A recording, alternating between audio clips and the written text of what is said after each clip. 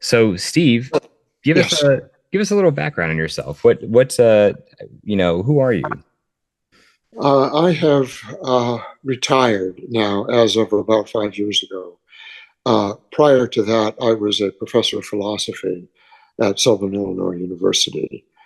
And during that time, I acquired an interest in mysticism and, uh, in particular, in certain channeled works. The first that I encountered was the Seth material, and then I began to read widely in the area, both in the Western mystical tradition and in the newer channel materials. And I came into contact with uh, what was then called the raw material. There was only one volume published by that point. And so if you wanted to get volumes two, three, or four, you had to write away to Louisville, Kentucky, which is where Carla and Jim lived. And they would send you an 8.5 by 11 stapled, mimeographed, or actually Xeroxed copy of what was then called the Law of One. So I did that. And at the bottom of the last page, there was an address given, and you could write to that address and schedule an appointment to come see a channeling, and that's what I did, and I became a regular. Uh, Interestingly enough, the first time that I turned up, I made sure to get a motel the night before, and I showed up early so that I could get a seat not too far back so that I could hear the proceedings. And I needn't have worried because I was the only person that showed up. So, had I not done, there would not have been a channeling that day. Yeah, so the very humble beginnings of It was a humble beginning. yeah, that's awesome. So what was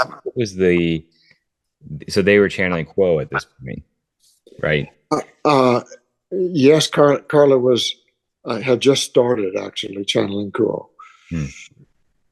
And it was mostly Jim would do the introduction, and then the main body of the channeling would be Carla, and then Jim would take questions. So that was the format. And what was the and how long did you stay with the group? Did you for a number of years, or 10 years or so? Well, actually, it was over 30, Oh, over okay. 30 years. Yeah. So I was uh, a regular at their meetings whenever I could make it, and particularly in the summers I could make it because I would send my family up to Michigan, and I would teach summer school. And so I taught 4 days a week, and 3 days a week I was able to spend in Louisville, Hmm. which I spent mostly with Carla because Jim would take the opportunity to go spend time on his land. He was a bit of a hermit in those days. Hmm.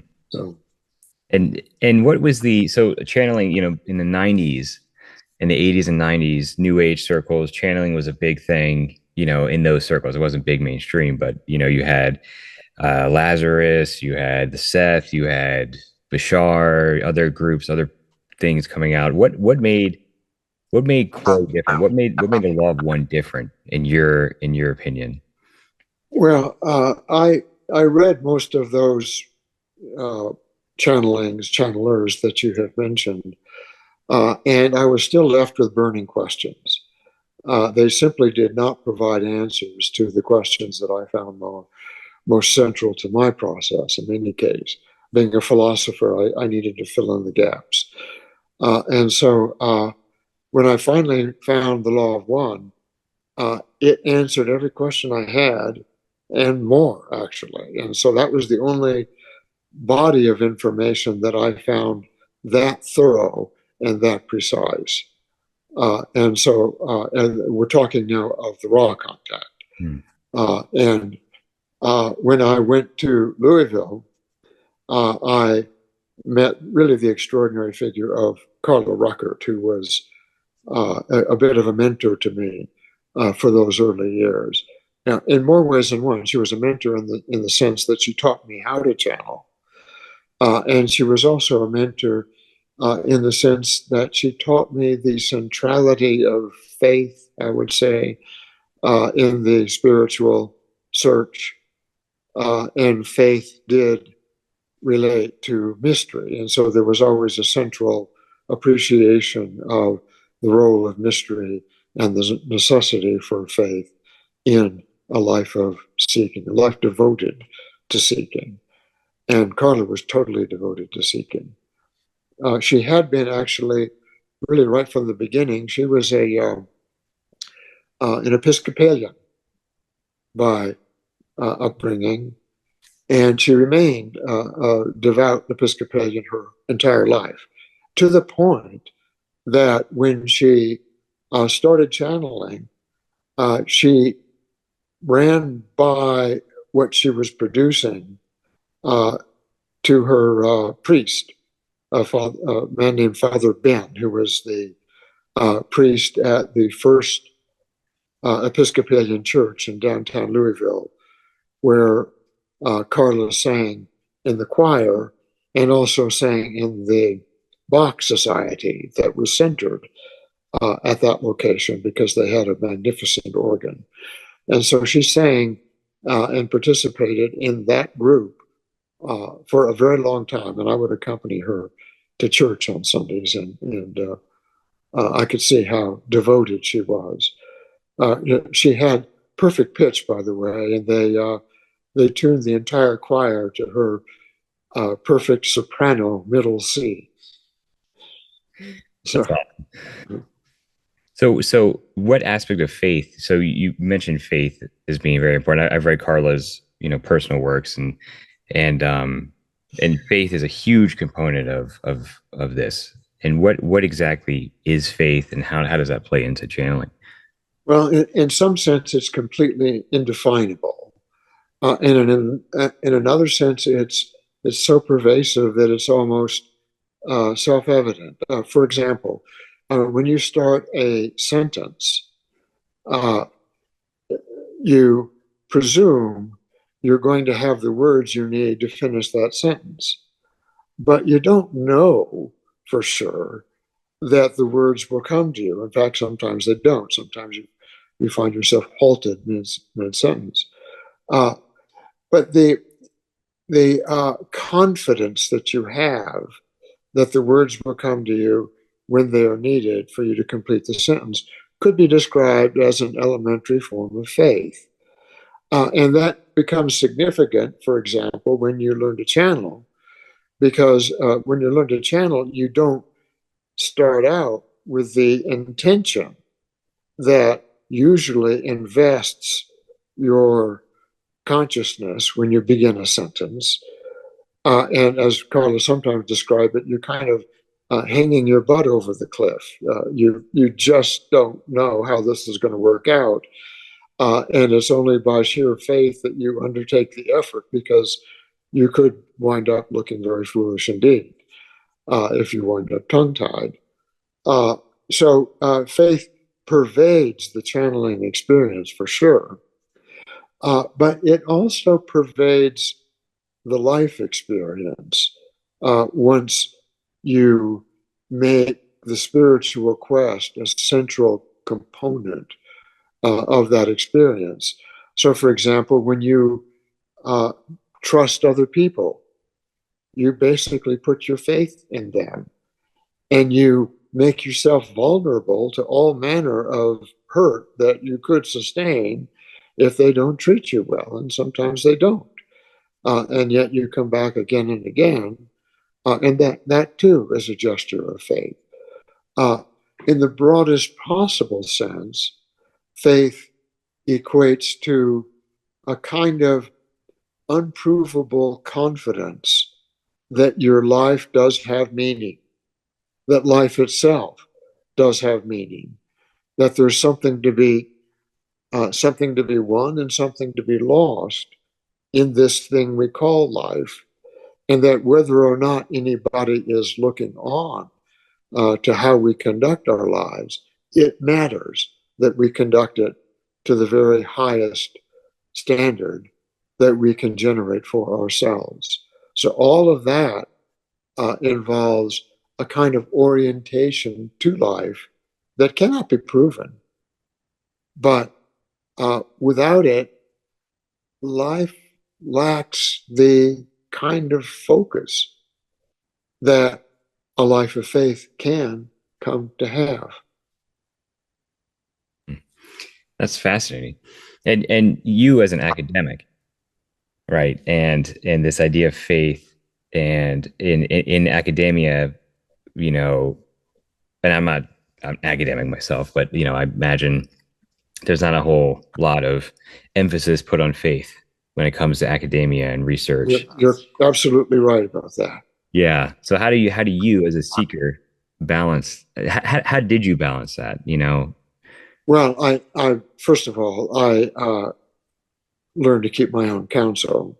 I did not widely spread around the fact that I had an interest in mystical topics or in channeling or anything involving the New Age. So I basically stuck to my knitting. I taught phenomenology, idealism, various.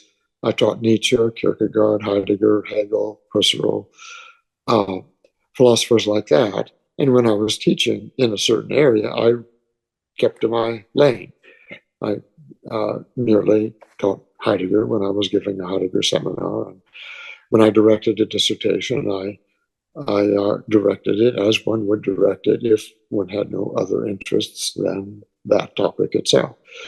So, having said that, there is a great deal in the course of dealing with difficult material, like, for example, Hegel's Phenomenology of Spirit is not an easy read.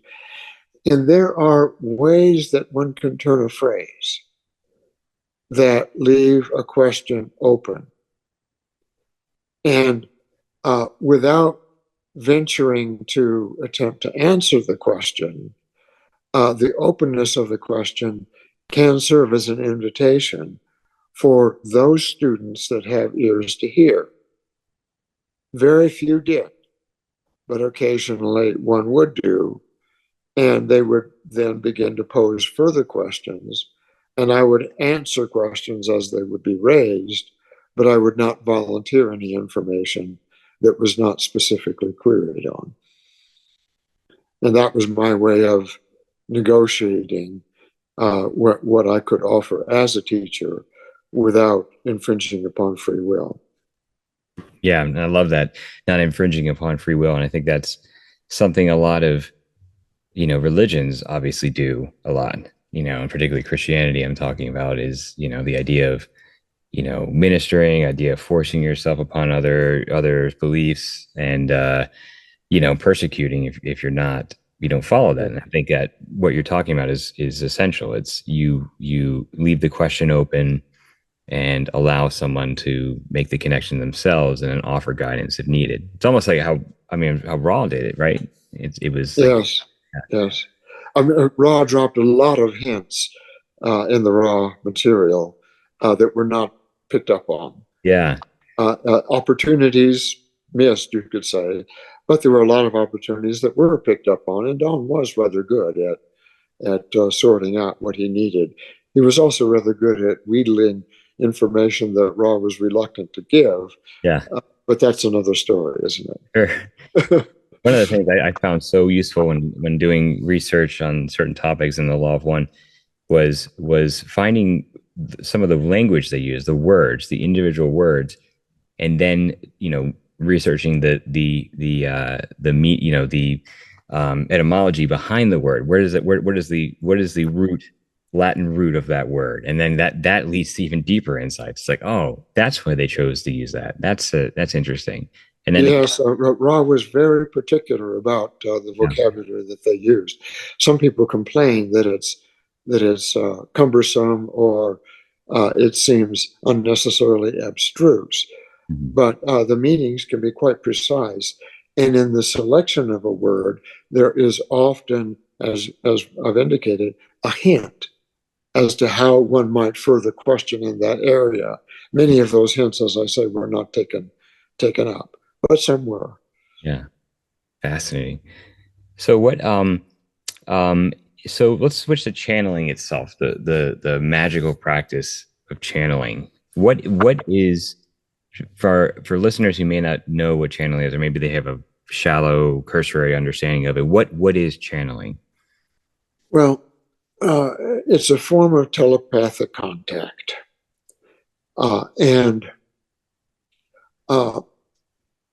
in a sense, you could say that generically speaking, it merely continues the process of telepathic contact that we all have to some degree or other. For example, we all dream. And in our dreams, we are in contact with mostly a deeper portion of ourselves, the unconscious of ourselves. But some dreams give us an opening to, for example, our guides.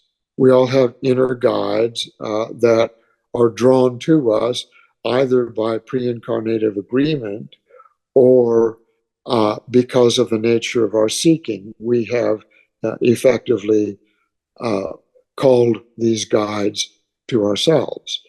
And so uh, it's difficult for the most part for the conscious mind to open itself to what the unconscious has. There's a rather strong blockage there for the most part. There's a big threshold you have to overcome.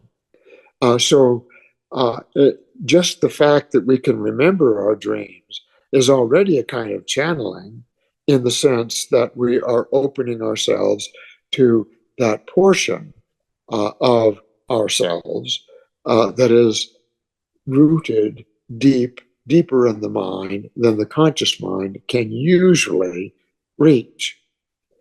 So telepathy works by coming through the unconscious portion of the mind. That's the part that has to be opened.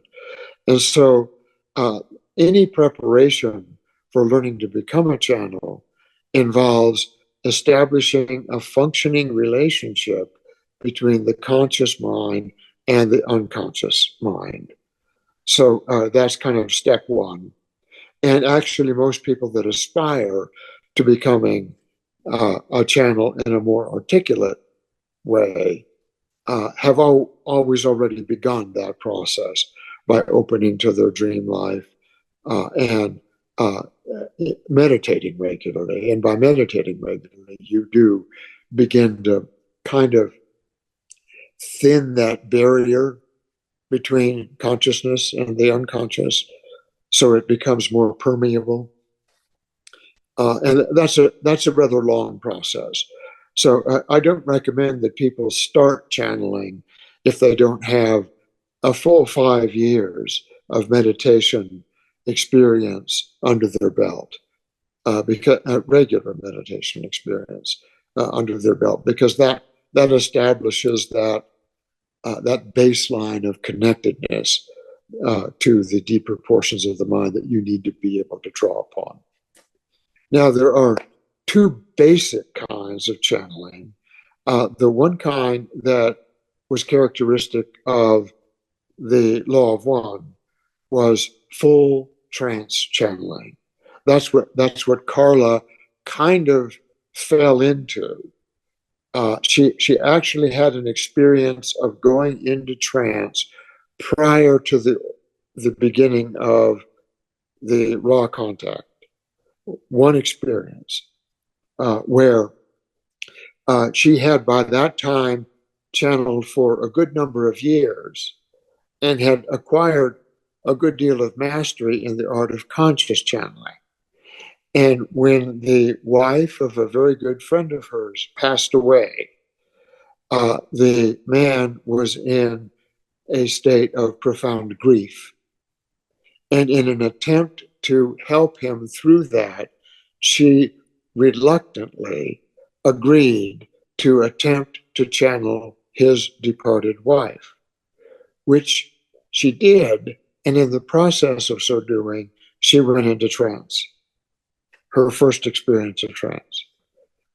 So it was not long after that when Don and Carla and a man named Leonard were gathered. Jim was not at the first channeling of Ra. Were gathered together to learn channeling, so that Leonard could learn channeling. Ra put in an appearance. And at the very beginning, Carla was conscious, but in the process of continuing to channel Ra, she went into trance. And that then became the beginning of about a 3 year, little over 3 year experience of full trance channeling. And you can look at the material to see all the protocols that they put in place for preservation of her safety during that experience. And full trance channeling is really quite different from conscious channeling in the sense that the instrument, the channel, is completely removed from the body. And the control of the vocal cords is taken over by the source. In this case, it was Ra, a sixth density social memory complex. All right. And so some of the amusing aspects of that feature were, for example, if Ra needed to scratch an itch or needed to cough, it was quite an elaborate operation to try to operate the body from a standpoint of someone who is not the normal occupant of that body.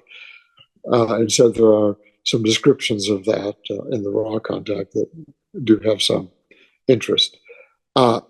Now, when it comes to conscious channeling, it's a different story. And Carla did master conscious channeling to a very high degree. After the Ra contact, there was what I would describe as a significant amount of bleed through, because she had established such an intrinsic connection to this sixth density source that her aura was amazing. Her aura was almost perfectly transparent. Even when she was struck down by grief at Don's passing in those early years, you could practically see through Carla. She was, it was as if her eye was fixed on a far star. And when she channeled, she was able to bring through this very particular frequency. And it was my good fortune to be able, in my learning experience, to attune myself to that frequency, which involved the use of the indigo ray chakra or energy center, the third eye. And so that's an important physical aspect of the channeling experience that is involved in the teaching of channeling, because you're not just teaching a procedure or a skill. You're actually opening that frequency, and you're not doing anything with it. You just receive that frequency.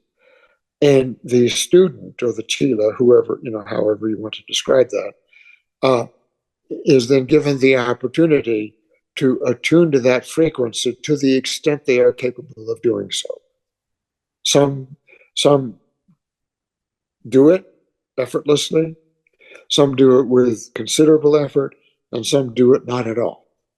And and I can't predict how that's going to work. It just either works or it doesn't. Now, with regard to conscious channeling, you cannot bring through in conscious channeling that which you do not have the capacity to recognize, because you are given a telepathic message, which is telepathically received beneath the threshold of consciousness.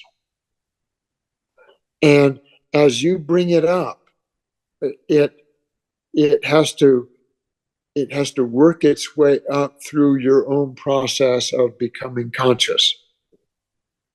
So, as Carla expressed the matter, the ideal balance is 70% of the source and 30% of the instrument, of the channel, in conscious channeling. Now, it's important to retain that 30%, because as a channel, you are 100% responsible for anything that comes through. And there is an effort made by negative entities to infiltrate the telepathic message. And it's the responsibility of the channel to guard against that happening. So you must be alert and you must be attentive at all times to the tuning, so that you do not wind up bringing through negative information. And I have to say, the vast majority of channels wind up bringing through at least some negative information, even without intending to, particularly without intending to, because they are not able to maintain the tuning to the proper degree necessary. In fact, it's far better that you wind up channeling only aspects of what you already know, providing you have vetted that information previously, carefully, analytically, to ensure that it is all positive, all entirely what you would want to say as a positive instrument, as a service to others instrument. So I would say, just as a rough figure, for most channels of Confederation material, if they make it to the 50% mark, they're doing very well. Most do not. But so long as they have undergone this process of vetting their own conscious acknowledgement of the material, it's at least not doing any harm. You're at least carrying across a message of positive import. If you're really going to aspire to channel well, it's every little percentage point is only won by the most earnest and hardest of efforts. So you have to be able to focus. You have to be able to keep your indigo ray center very carefully attuned to the vibratory rate that the message is received in terms of.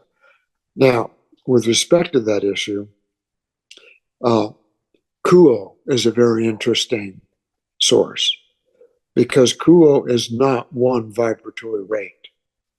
Kuo is kind of like a barbershop quartet, or actually trio, if you will, because there are three vibratory rates: sixth density, fifth density, and fourth density.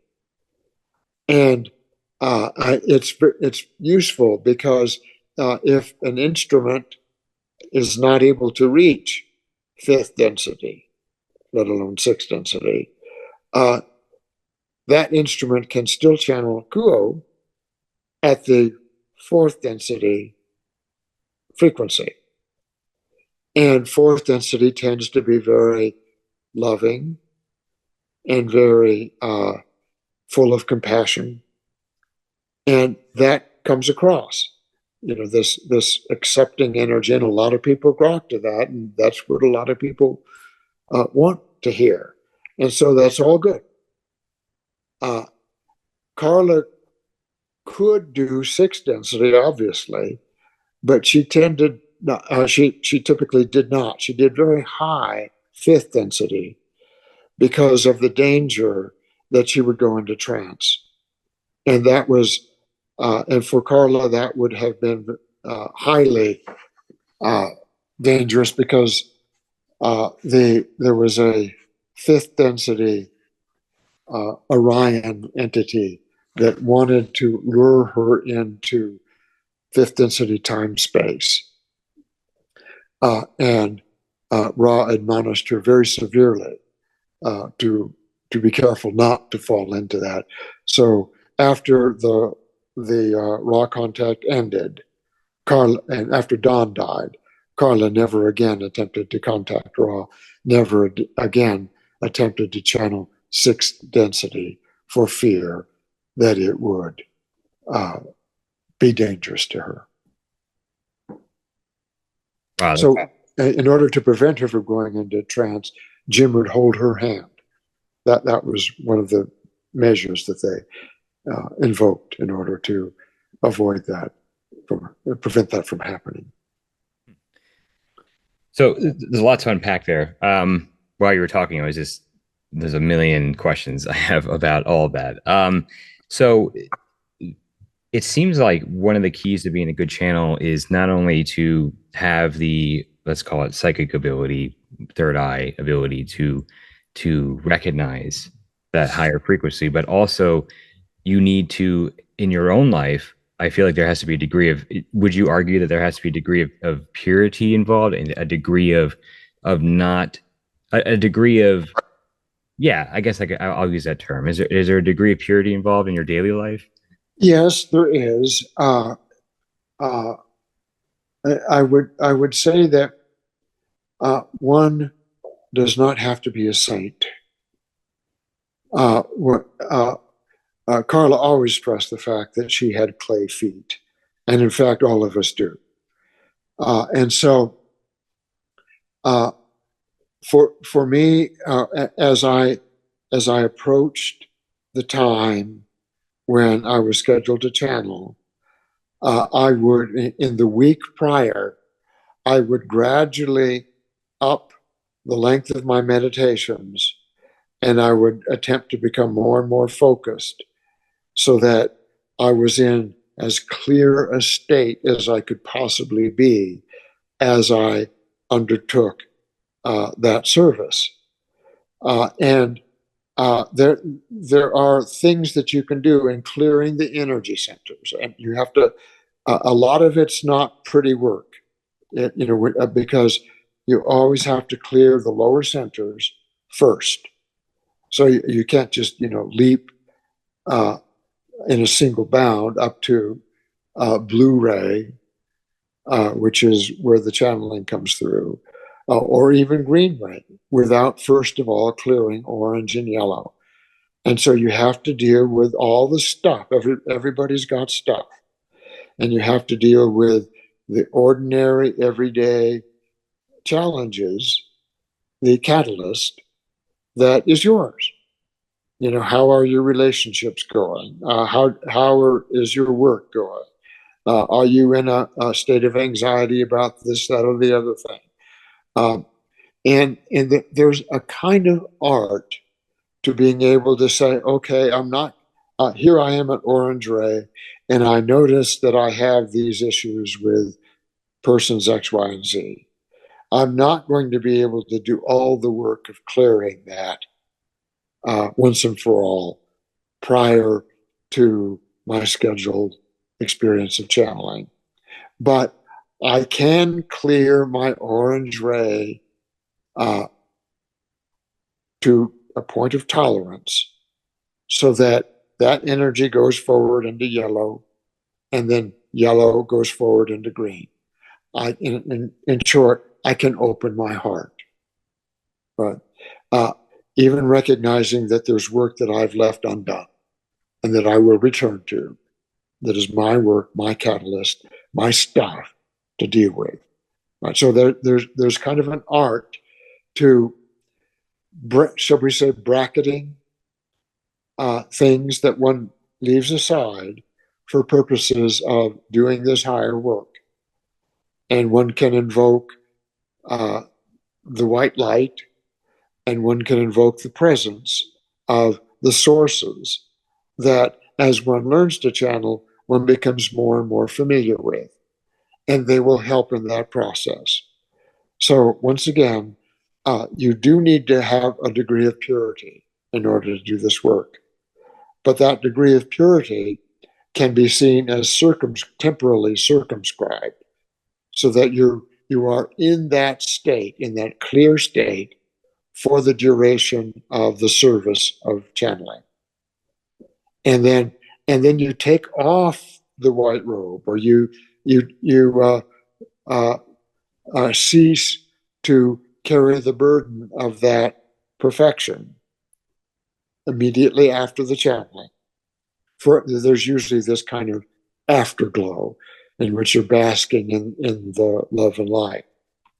But you let that go because we can't sustain that throughout the course of our lives.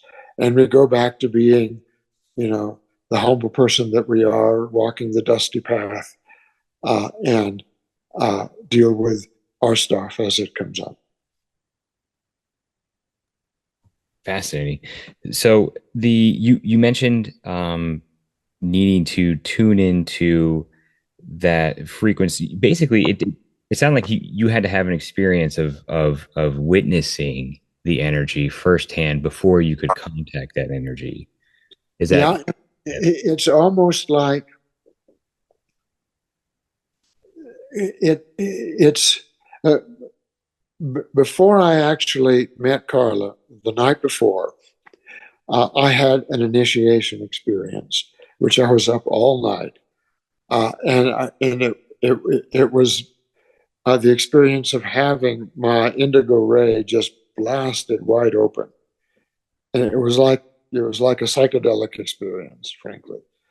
Uh, uh, and it was that experience, I think, which prepared me for being able to attune myself to that vibration that Carla was able to bring forth.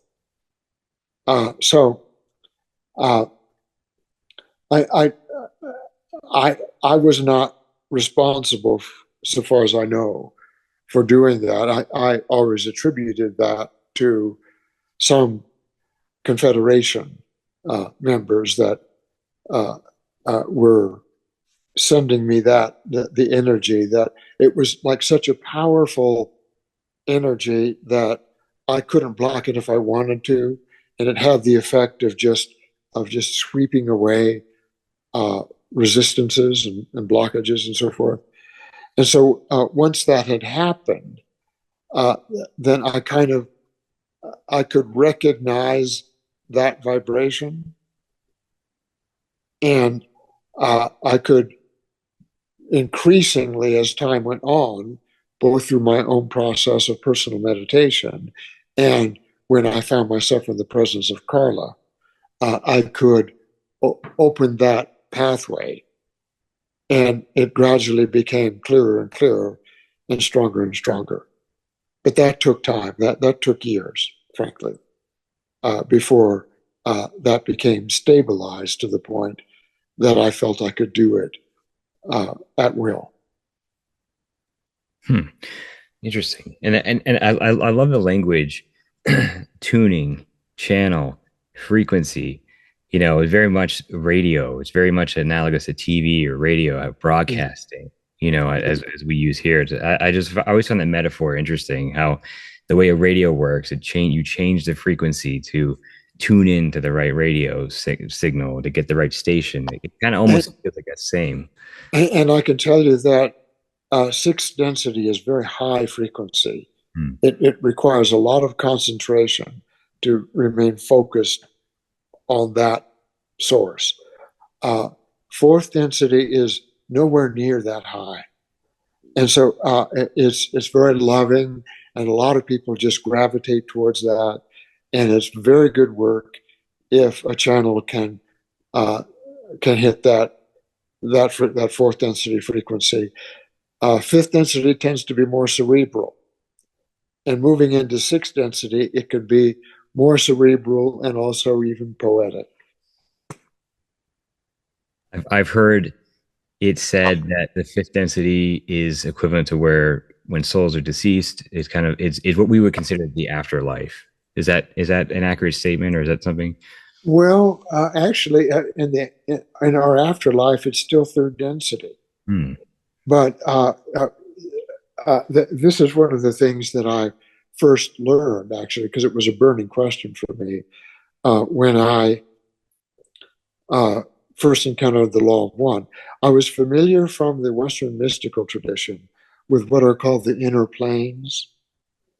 And what I didn't understand was the relationship between the so called inner planes and the outer planes of the other densities. And it turns out that inner planes could be called subdensities. So third density has a variety of frequencies, you could say. And then once you get to the highest of the frequencies of third density, you come to a threshold where if you cross that threshold, you're now in the fourth density, right? And so when we die, we undergo a process. First of all, there's kind of the bardo state where you're still, it's a little bit confusing for a lot of us, I think.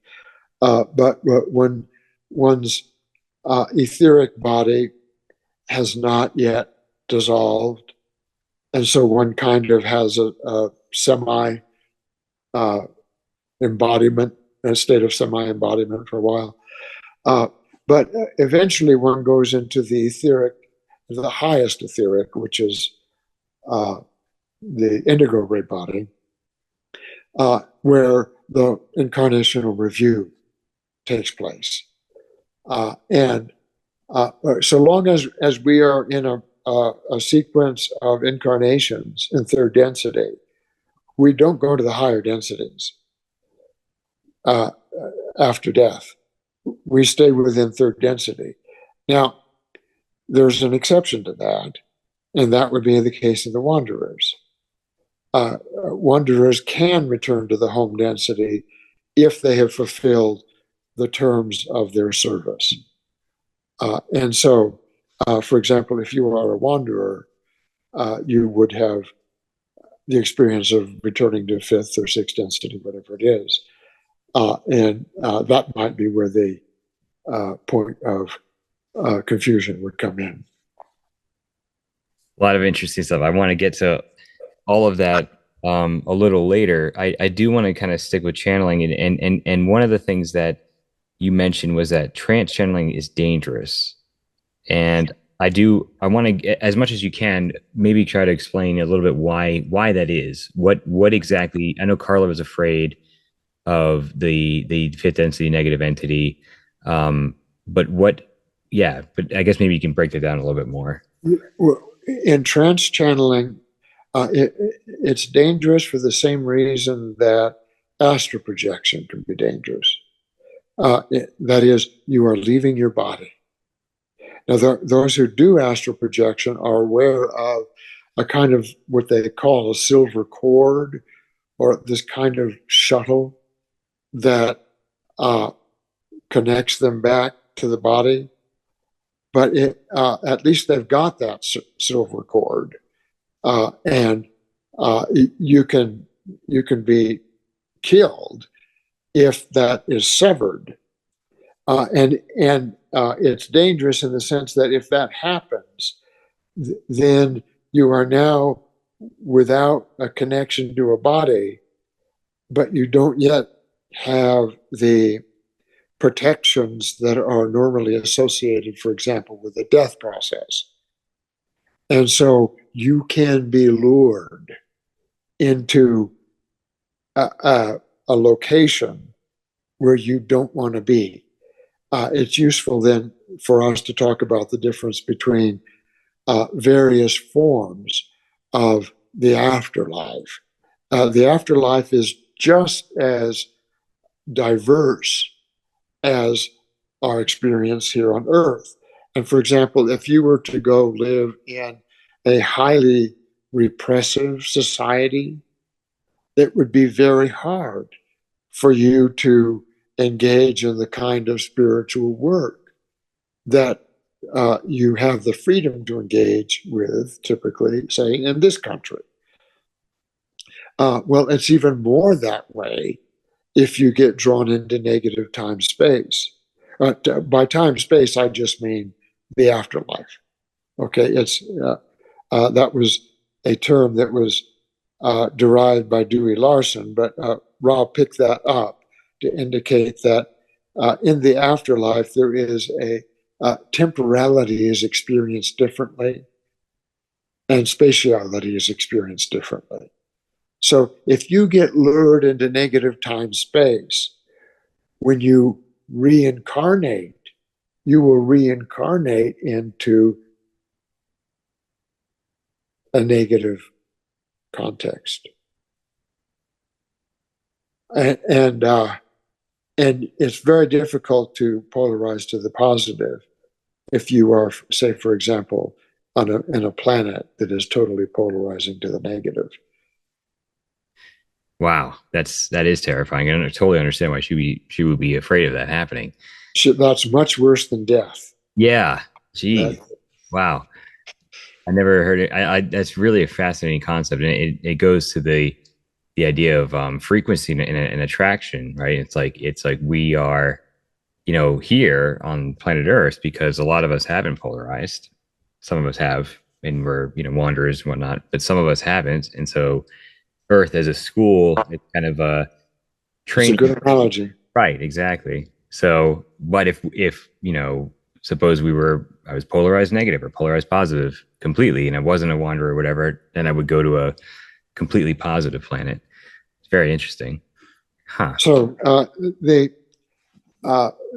the implications for the channeling experience uh, were that Carla developed a system of challenging the contact, which was absolutely central. That was the first thing she taught me. Do not take step one before you learn to challenge the contact in the name of a principle for which you would be prepared to die. And she put it just that starkly. And if you don't know of any principle for which you would be prepared to die, don't take step one. Don't try to become a channel. Know your commitment. And Carla was centered in Christianity, and she would hold up that cross and she would nail herself to the cross if need be, in challenging any entity that sought to speak through her. She had an iron will, and you would not get past that gate if you were negative or service to self in orientation. She was absolutely adamant about that for herself and for her student.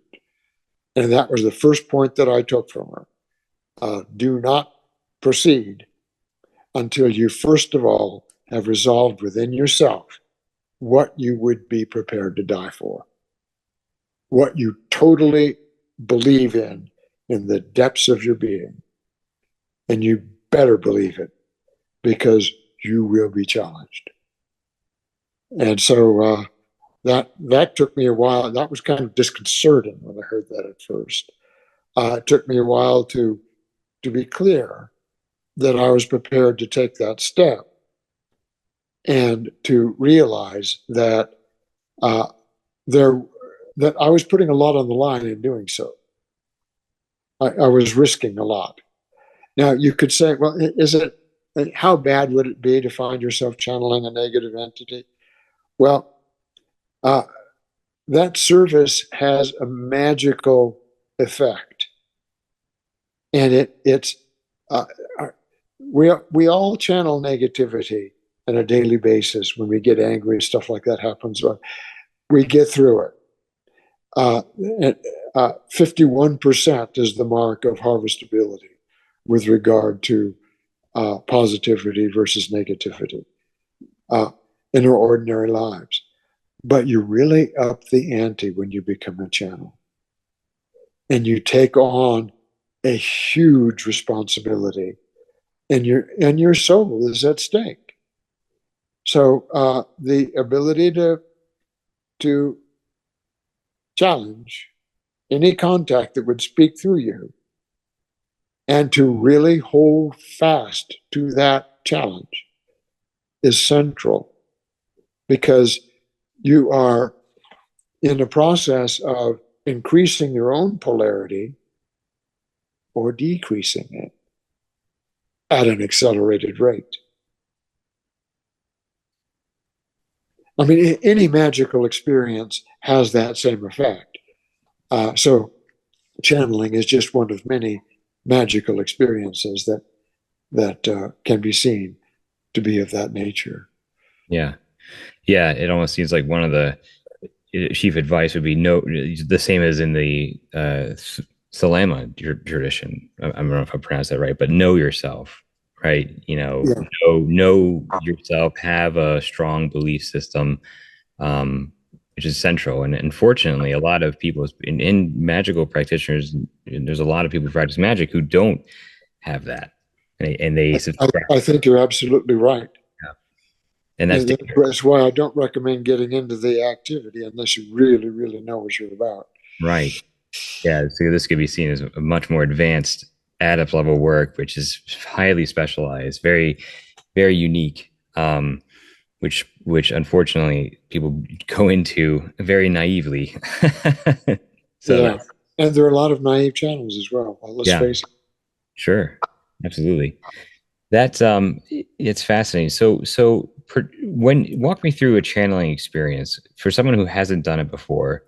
If you can talk about it, what is it like for yourself? I know everyone's different, but from the very beginning, how do you experience a contact? How do you challenge all that? What goes into your mind when you're doing that? Well, uh,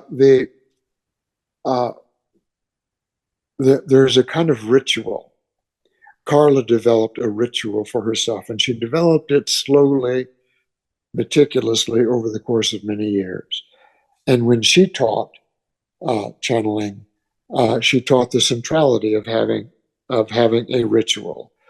Uh, I By the time she started teaching her own ritual, I had already developed my own. So mine was a little different from hers, although quite similar in certain ways.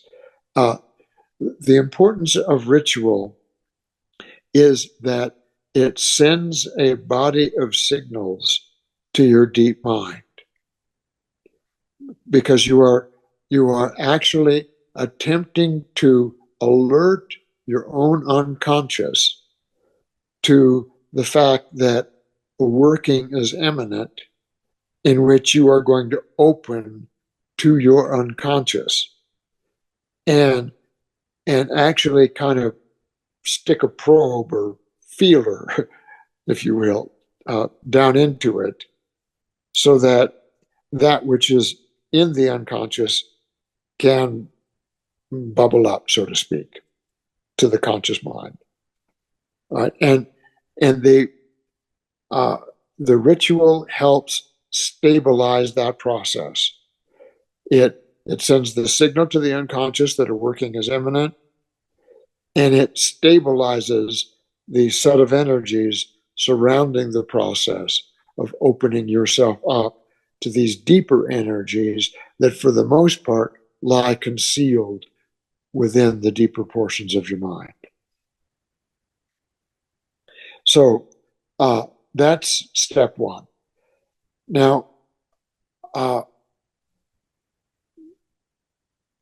when you actually begin to engage in the activity of channeling, it's not going to seem much different from your ordinary process of thinking. These words will come up and you will speak them. When you have an intention that forms in your mind, a good part of that intention is still rooted in the deeper portion of the mind, isn't it?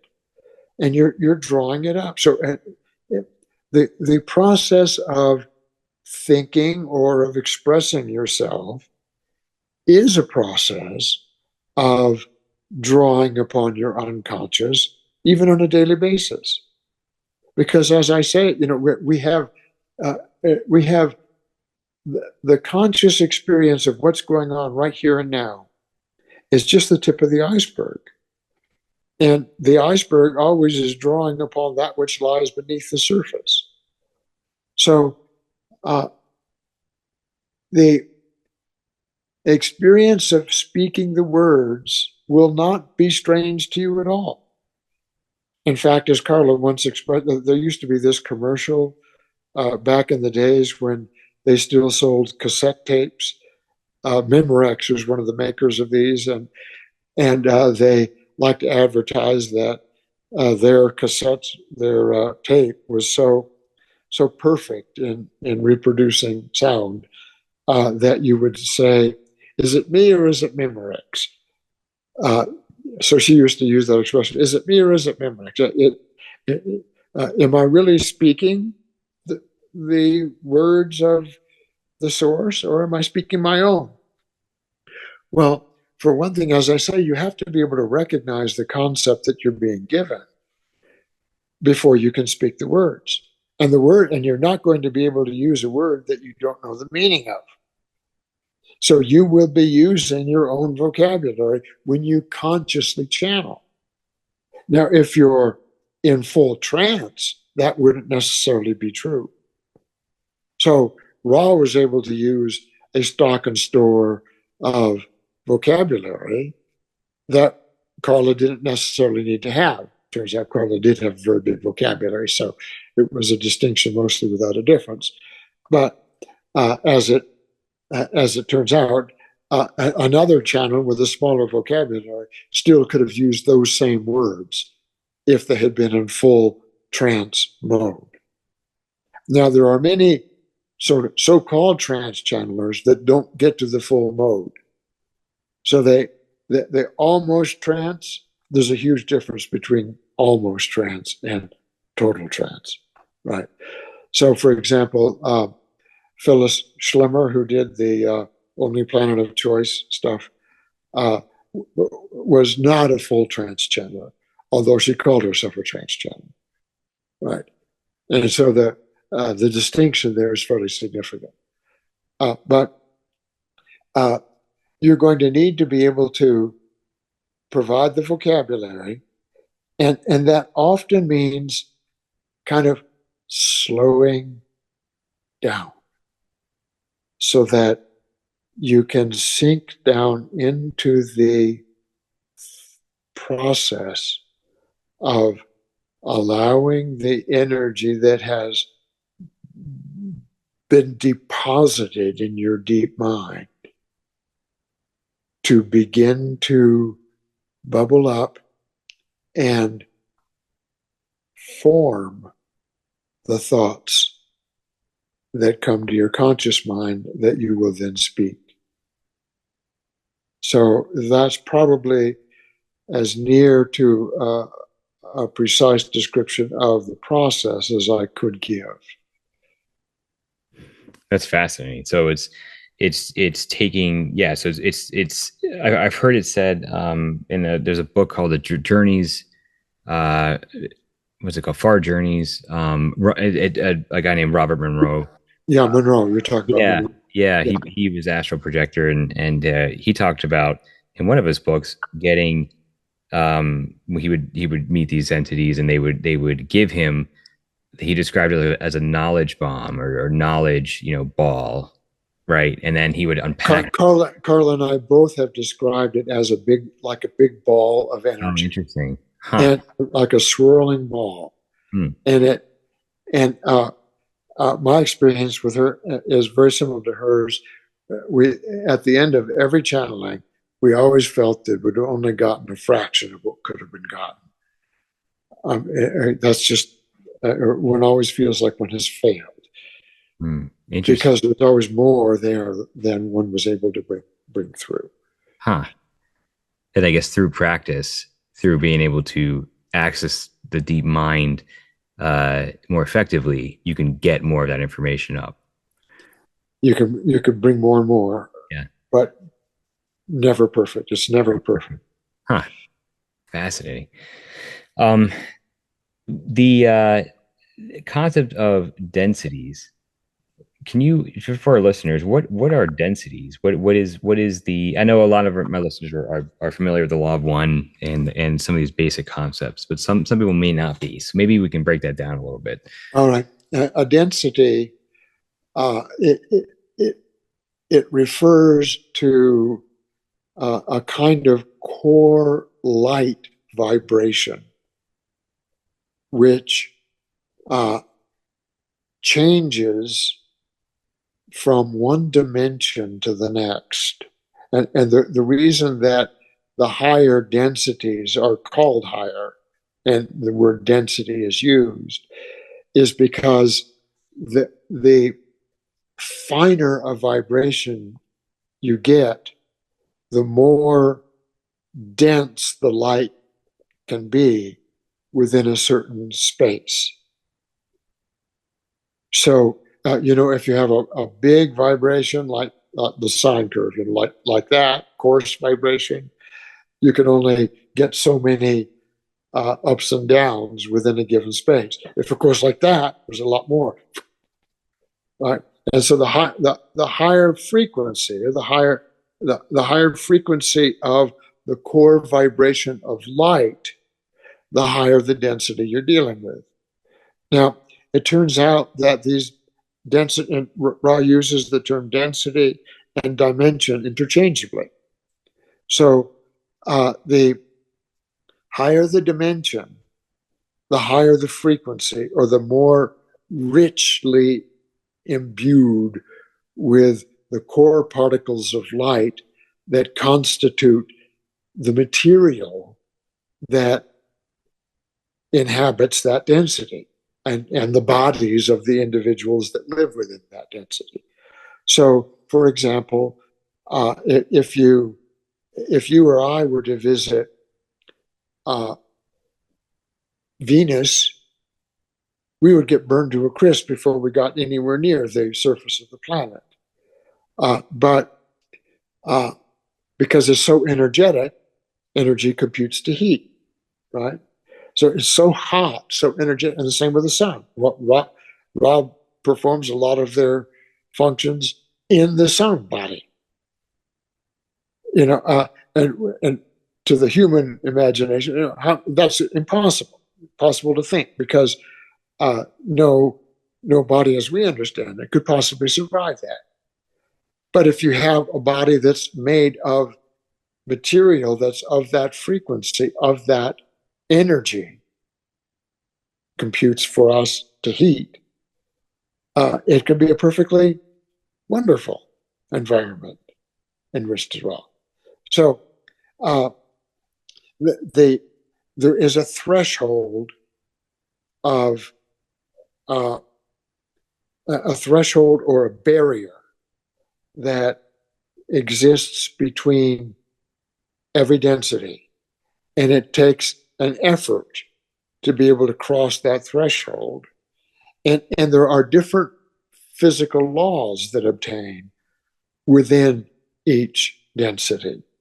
So, for example, we're on the cusp of fourth density here, but here on planet Earth, but we are not going to be able to enjoy the full effects of fourth density while inhabiting these third density bodies.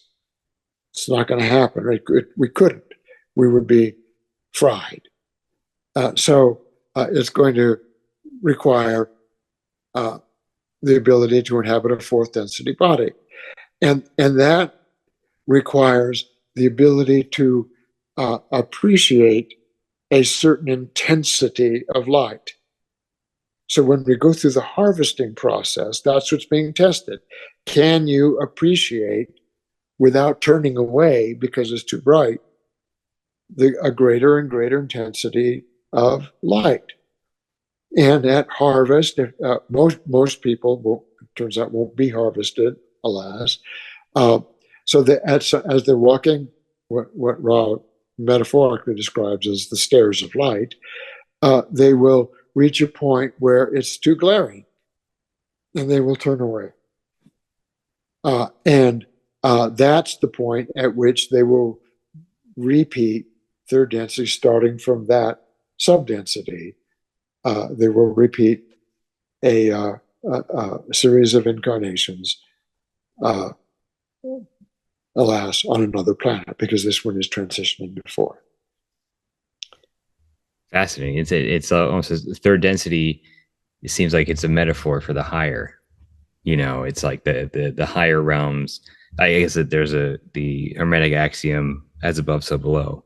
And when you were mentioning Venus as being high energy, our perspective is it's a uninhabitable, dangerous place, but to a higher density, it's a beautiful place, I'm sure. So it's Yeah. interesting. And I almost want to know. I almost want to, just like a curious thought, like, what if there's a way to at least get the hint of what the nature of a higher of what the higher densities could be for another planet, say Jupiter, for instance, right? Jupiter isn't necessarily hot. I guess in the center it is, but on the outside, it's very dense, right? It's a very dense place, where it's very different than Venus. And so, just me, just thinking my sci-fi brain, like, is there a way to get clues as to the potential nature of that, from perspective?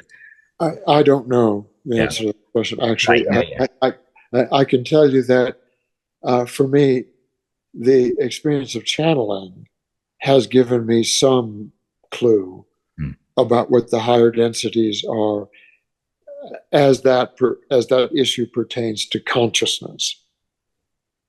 But as it pertains to the physical experience of everyday life, I'm as clueless as the next person. Yeah. Right. I think we all are, as much as we want to know. So let's talk about wanderers. What is a wanderer? A wanderer is somebody who has uh, been harvested from third density and uh, been accepted into at least fourth density, or perhaps harvested from fourth into fifth, or even possibly sixth, and has chosen to come back to third density for either a single incarnation or a series of incarnations as a service, but also very frequently as a means of addressing certain issues that were felt to have been imperfectly addressed. Because the name of the game at all levels, in every density, is spiritual evolution. And if you're in the fourth density, you're trying to achieve fifth density harvest. If you're in the fifth density, you're trying to achieve harvest in the sixth, and sixth is trying to achieve harvest in the seventh. Right. So Ra is on that scale. And what can happen in third density, it's often likened unto the work of a sculptor. You can do the rough chiseling in third density. In the higher densities, it's like you're working with a very fine-grained sandpaper.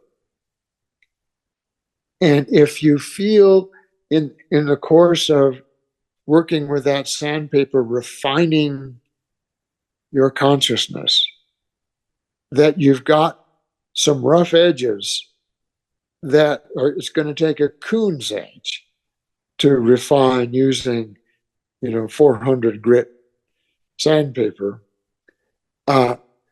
you could conceivably decide that you want to go back to third density where you work with a hammer and chisel. You're doing the rough work, because that's work that can be done under the veil. Third density is the density of the veil. We don't know who we are. We're feeling around in the dark. And it's because of that we can make these great decisions, these great acts of choice that go against the grain of everything that we think ourselves to be. And in that process, we can reform ourselves. Now, you can reform yourself for the worse. So it's a lot of people, in considering that fact, decide maybe I won't wander, because you can, go the direction that you don't want to go. You can go more the direction of service to self. You can lose polarity, but you have an opportunity to gain polarity, to gain power, to reform the basis of your consciousness in fundamental ways to very, very good effect if you're able to pull it off. And in the meantime, you can also lighten the load by lightening the vibration of the planet and be of service to the planet in that respect. And so it's a dual motivation.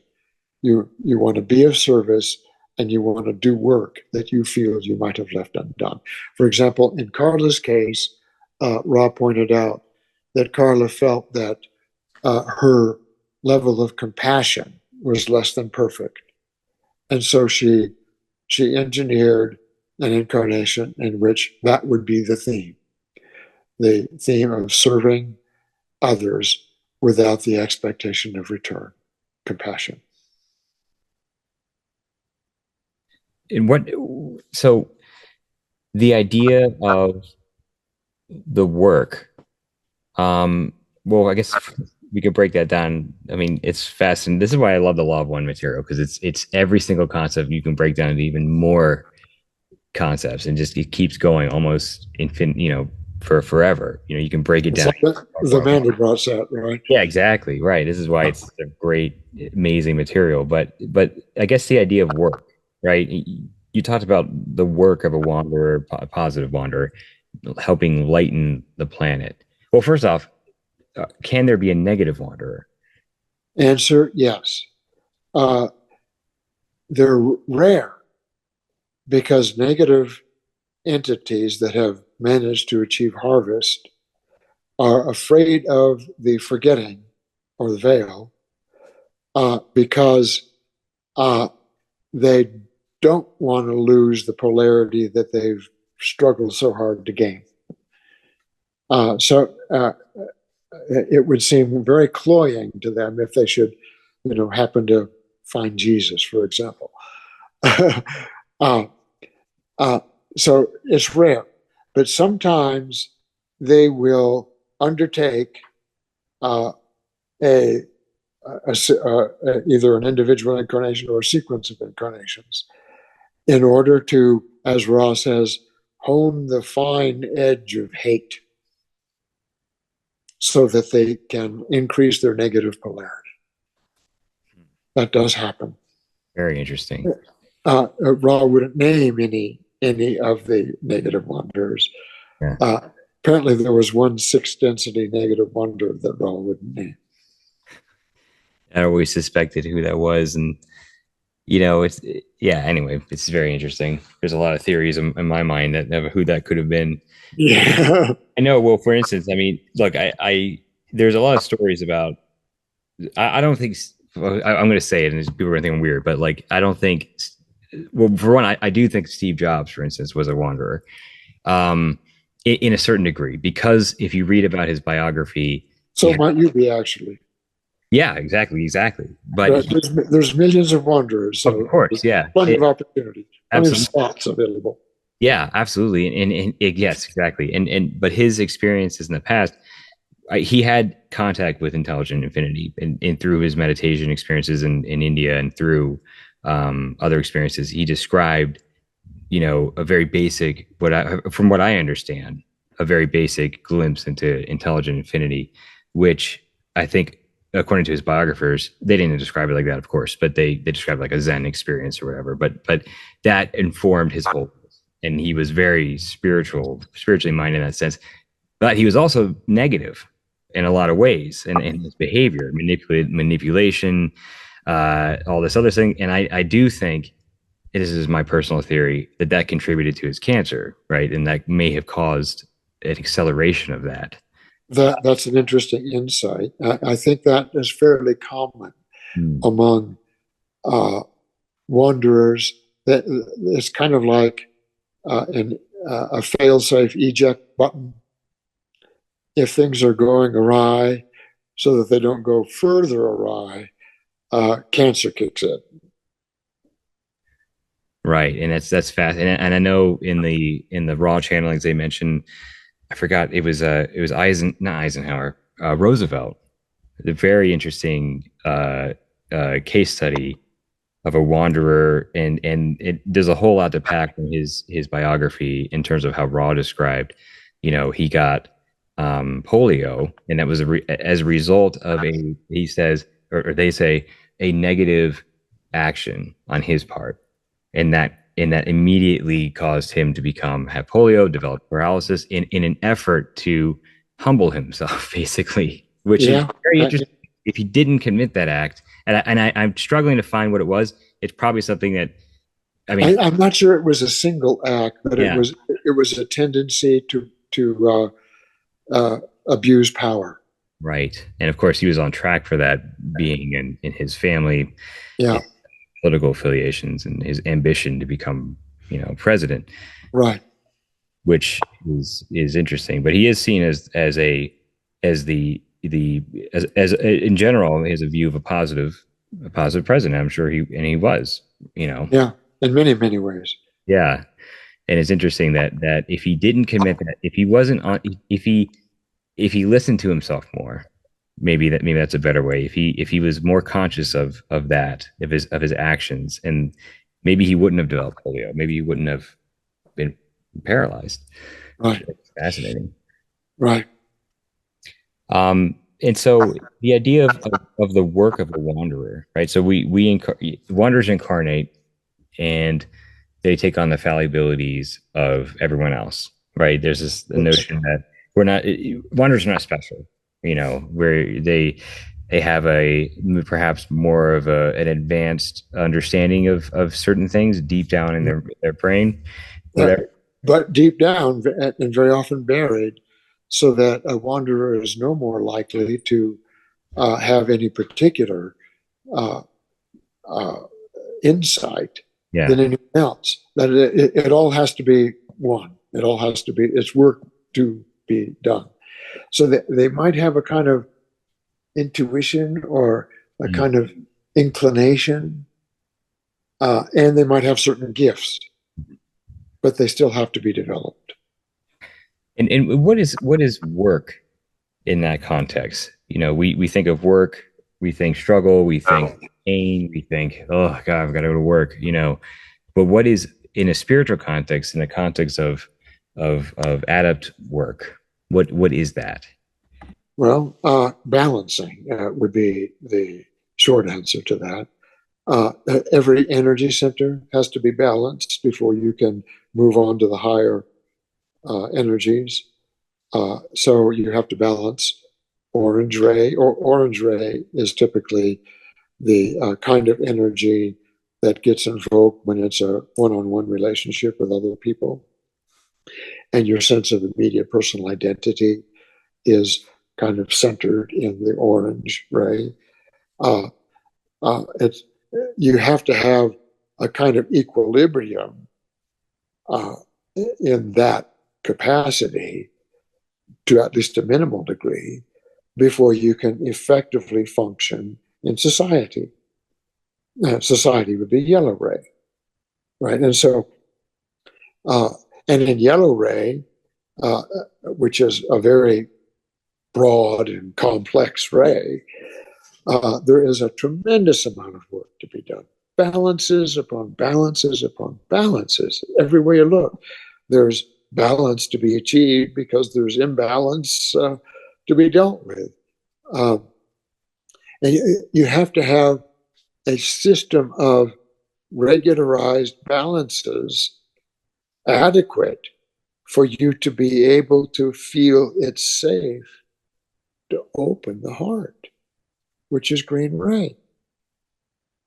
And having opened the heart, you find that, boy, that's a rag and bone shop. That, boy, there's all kinds of messy stuff in there.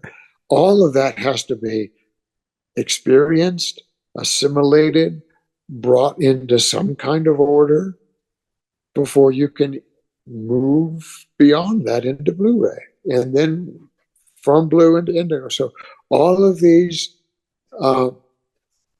rays have their own unique set of challenges, and it's all a question of achieving a kind of stable equilibrium within the framework of a certain kind of frequency of energy or frequency of conduct, if you will. And that is excruciatingly hard work, because just when you think you've got it done, you don't. You know, that's been my experience. Yeah, and mine as well. Yeah. And that kind of leads into energy centers, right? And that's a large part of the law of one channeling is this concept of energy channels, and a lot of seekers are very familiar with chakras. Perhaps people study, yoga and things like that. How does the law of one um, approach energy centers that you find is different than what people commonly associate? Well, the energy centers were well known in the Hindu tradition, as you know, the chakras, and we, in fact, often use that Sanskrit word to describe the energy center chakras. They were well known. What was unique about the law of one was what I've just been talking about, the fact that these rays, red ray, orange ray, are all associated with certain stages or functions of human conduct. So the root energy center, I can't reproduce for you the Sanskrit names of all of them, but what we call the red ray is the one where survival is the issue. There's not really a lot of work you can do in relation to that because it's so immediate. So if you see a tiger coming your way, you're not going to go into meditation and contemplate the meaning of tigerness. You're going to seek safety of some kind. So fight or flight are common terms for describing the effects of red ray. Orange ray relates to certain kind. It's higher. It's a chakra that's higher up in the chakra system. It relates to certain kinds of conduct associated with personal identity. And yellow ray is the solar plexus center, which would be associated with social activity in all of its many nuances and forms. And then green ray, the heart center, is that which is associated with opening up to complete acceptance and the offering of service without expectation of return. So it's the compassion center. Now, as you know, the heart center is skipped over by the negative adept. They try to leap from yellow ray to the higher centers, to sometimes to blue ray, sometimes to indigo ray, so that they may open up the gateway to intelligent infinity without undergoing the process of becoming compassionate. That's very interesting, and that's one of the concepts that fascinated me about the law of one was this idea of, well, for me, obviously, I don't understand the negative path.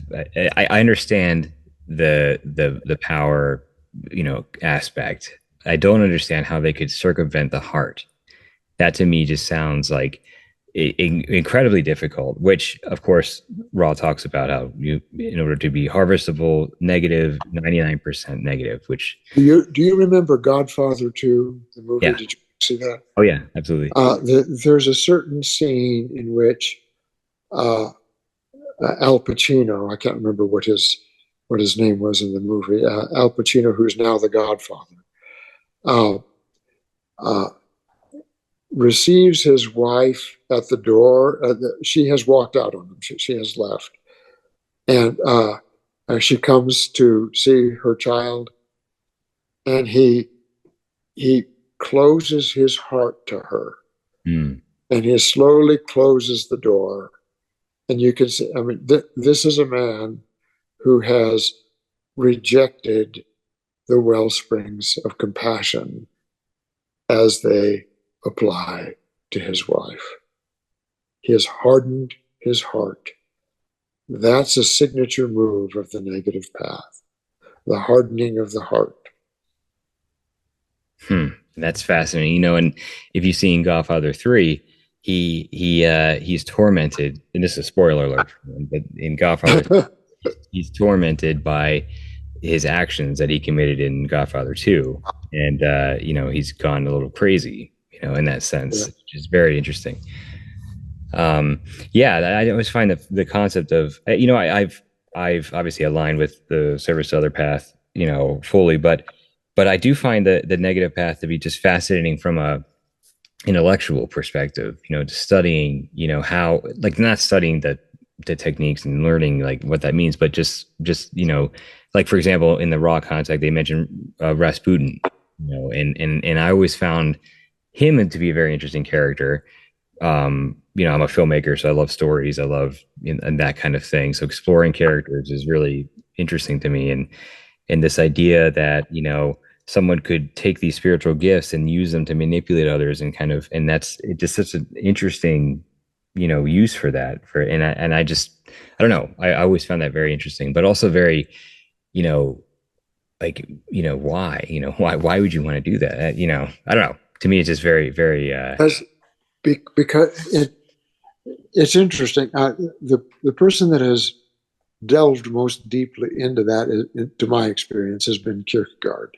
hmm. Uh, uh, he he examined the psychology of despair, and there's a certain sense in which despair is like the equivalent of faith on the negative path, because it becomes, faith seems impossible. Well, faith is impossible.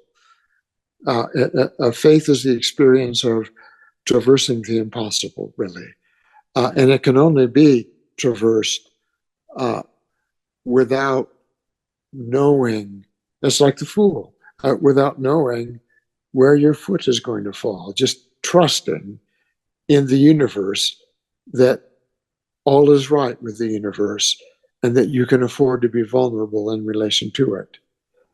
And one who feels he or she cannot be vulnerable in relation to what experience has to offer, is going to hold tight, hold fast to the protections necessary to maintain the self at all costs. One cannot release the self. One's ego is the true and all. The whole universe is compressed into the significance embodied in my ego.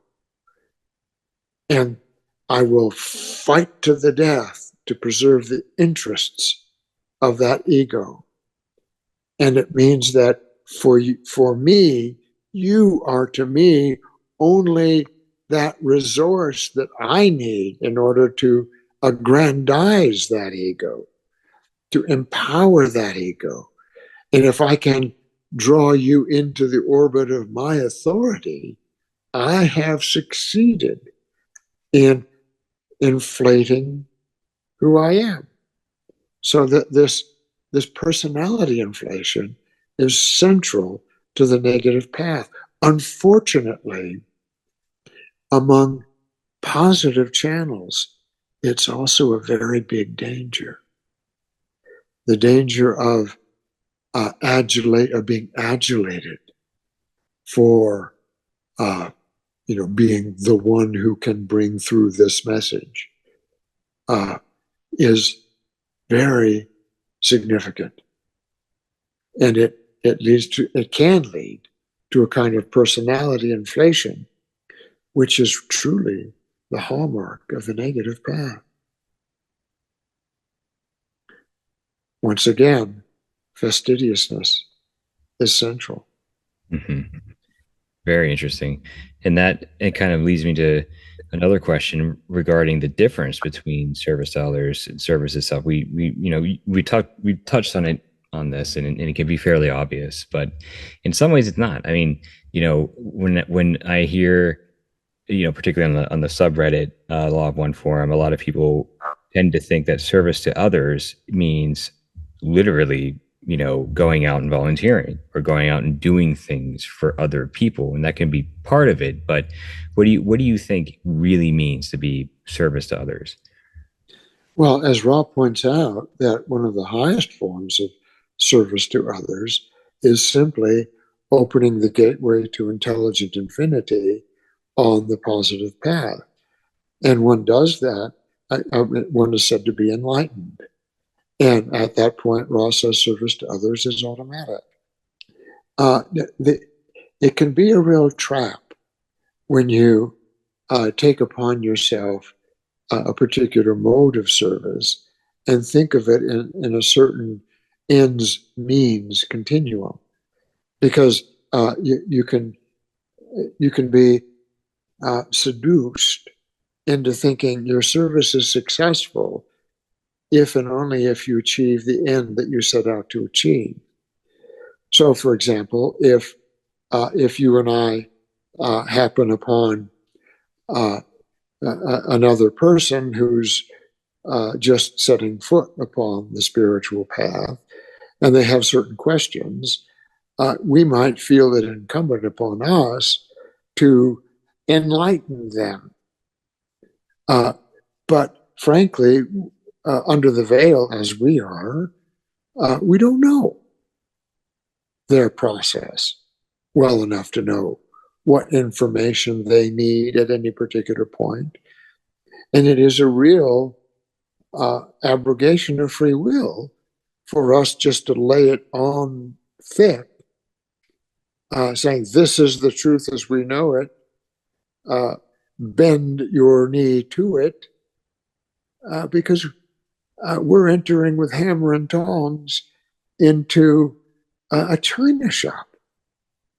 The intricacies and delicacies of the human psyche are incredible.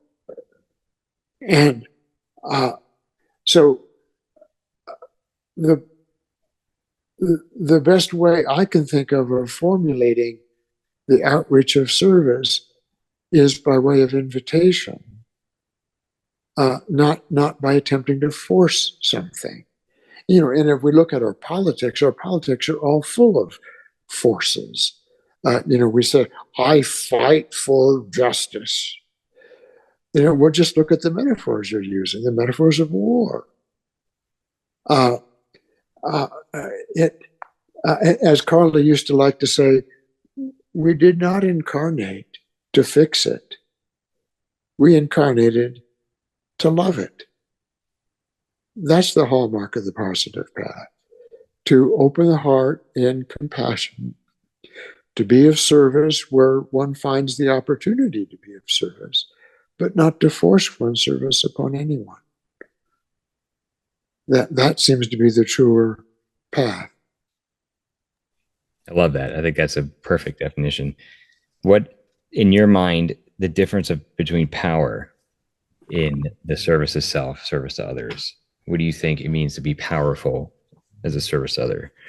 Well, most of us think of power in terms of capacity to do something. So we think of it in terms of some matrix of manifestation or manifest activity. I have the power to create such and such an effect. And we know how that plays out with regard to human relationships. If I can say something and have it done through the energies of other beings, other human beings, I am said to be powerful. But that's power conceived in the negative sense. It's power to manipulate, power to control. And the positive adept will not go in for that.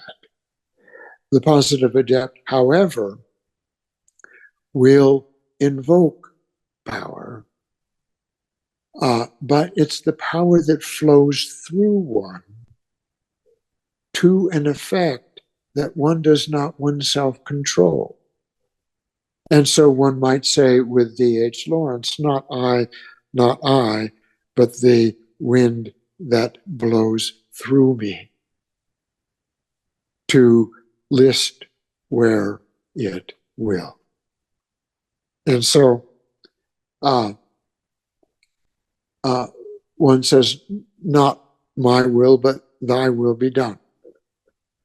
I invoke this power that it may effect its work through me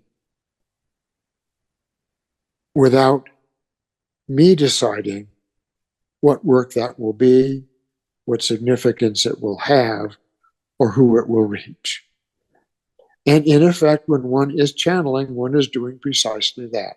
One is invoking a power of communication for purposes of making oneself available so that that communication can reach those ears that desire to hear. But the desire has to come from elsewhere. It is not my desire. And if you fail to hear me, that's not on me and that's not on you. It's all good. That's why Carla eventually developed this protocol of saying, please use your own discernment in taking in what I have to say. And if what I have to say works for you, that is wonderful. And if it doesn't, please leave it aside and do not let it be a stumbling block to you. And that way I may speak freely. Yeah, I love that. And you know, in the channeling sessions, there's always that mention of, you know, take what resonates, leave the rest. And I think that Yeah. that's a powerful saying, you know, and I wish more people who would utilize that, you know, in their work, you know, outside of the channeling stuff, you know, just in politics, whatever, whatever. Yeah, in politics, the mode of communication is usually argument or even screaming. Exactly. Right. You know, yeah. And I think that the term, they use the term instrument a lot. And I think that resonates a lot with what you just said. You know, it's like, Yeah. you know, you are an instrument of the will of the one, you know, that's kind of the essence of it, which Yeah. is fascinating. Ultimately, that's true. one of the more difficult concepts in the law of one is the idea of intelligent energy and intelligence infinity. And I think that to me, it's they also use the term love light, right, to describe that. What is that exactly? Intelligence energy and intelligence infinity. Well, intelligent infinity uh, is uh, almost impossible to wrap the mind around. It's so enshrouded in mystery that you kind of have to break it down into what does it mean that there is something rather than nothing. And I don't know what it means. But to say that there is something called infinity, Ra insists, means that there is something called unity, because there cannot be two infinities. Because if there were two, each would limit the other, and neither would be infinite.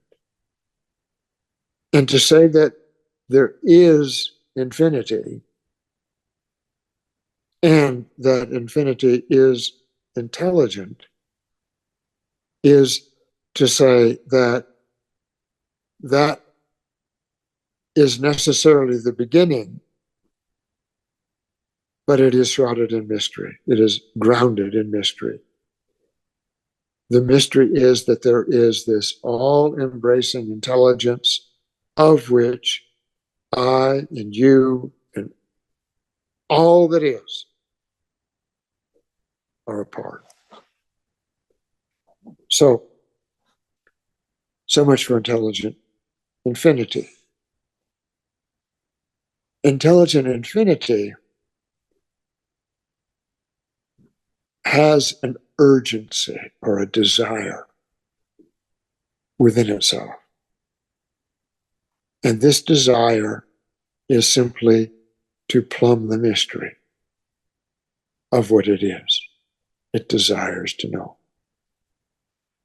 And as Ross says, the first paradox or the first distortion or the first moment in the expression to itself, of intelligent infinity, is free will.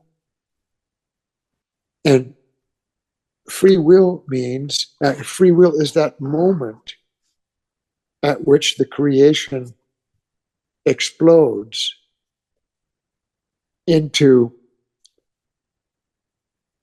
an infinite number of points of light or points of consciousness, if you will, each of which is a holographic representation of the whole, and each of which is endowed with free will, just like the Creator itself. And so the phases of the creation from that first point are measured as steps taken further beyond that initial explosion into infinite myriad free wills that are not yet manifest. The next step is what Ra calls love. So love is a kind of very high energy that permeates the whole of the creation and embraces all. And in that embrace, there is a kind of nisus or directedness of each individual holographic representation of free will back to the source. The love desires return to the source. Now, the third stage is light. That's where intelligent energy picks up. intelligent energy and light are the same concept. So one doesn't have manifest particularity until one gets to that third stage, light. But by the time one gets to that third stage, one already has free will and love. So the third stage carries forth the free will holographic embodiment of unity, the love, which is a kind of desire to return to the source. And now the infinitely diversified but undirected, random character that intelligent energy displays. It's initially undirected. It's movement. It's motion. And Ra understands that the essence of what we call matter is, in fact, motion. And it's motion that is intelligent in the sense that it is imbued with love and free will, and a nisus or an orientation or a desire to return to the source. But it has to find out what that means. And the purpose of the creation then, from the standpoint of the creator, is that once you have all of these infinitesimally specified motions that in their infinitude constitute the vast cosmos, once you have all that in place and this motion that starts as random and that gradually orders itself, first in small and then in larger and larger ways, ultimately yields a drama that unfolds as free will invests consciousness in more and more articulated, more and more intelligent forms. And as these dramas unfold, the creator becomes more and more aware of what it means to be what it is. That's the best I could describe it. I love it. That's really elegant. It when I was really into Buddhism when I was younger, and I would be fascinated by the experience of enlightenment described by the Buddha, and he described first he described the idea. To me, it seemed a lot very analogous to the creation of a black hole, in the sense that a black hole is formed when a star collapses in on itself and compresses itself to an infinite point, and into which a black hole is formed. And it was very analogous to how the Buddha described his enlightenment experience, and the idea that when he was meditating all night under the tree, focusing on a central point, one point of focus, until, and I'm butchering the story. It's been a very long time since I read it, but the point is that when he became enlightened, the very first thing that he realized was that he didn't have any desire. And to me, it seems like, desire is a limitation of infinity, right? It's a stepping down. And so the Buddha in his consciousness was able to transcend, go to that space where there is no desire, which is well. Here's the question: what is desire? Hmm.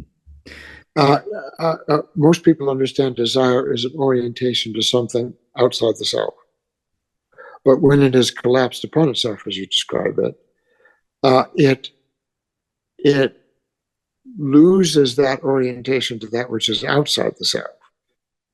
And so if one persists in defining desire as an orientation to that which lies outside the self, one will say one no longer has desire.